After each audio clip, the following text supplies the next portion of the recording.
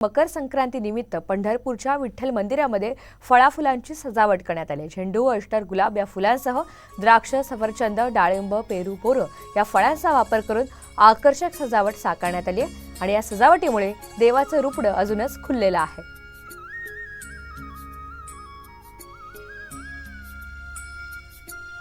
दरम्यान या सगळ्याचा आढावा घेतलेला आहे आमचे प्रतिनिधी भारत नागणे यांनी। आज मकर संक्रांतीच्या निमित्ताने आज विठ्ठल रुक्मिणीच्या दर्शनासाठी आणि रुक्मिणी मातेला वानवसा देण्यासाठी राज्यभरातून हजारो महिला आज पंढरपूरमध्ये दाखल झालेल्या आहेत। आज पहाटे 6 वाजल्यापासूनच विठ्ठल रुक्मिणीच्या दर्शनासाठी मोठी गर्दी महिलांची आपल्याला पाहायला मिळते। आज मकर संक्रांत असल्यामुळे खरं तर रुक्मिणी मातेला वानवसा दिला जातो आणि त्याच पद्धतीने आज सुगीला देखील प्रारंभ मानला जातो। कांदा, मुळा, भाजी अवघी विठाई माझी या संत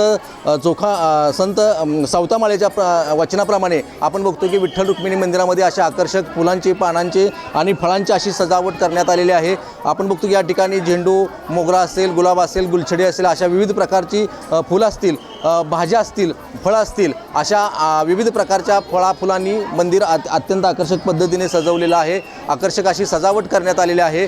विठ्ठलाला देखील आज पांढरा पोशाख परिधान करण्यात आलेला आहे।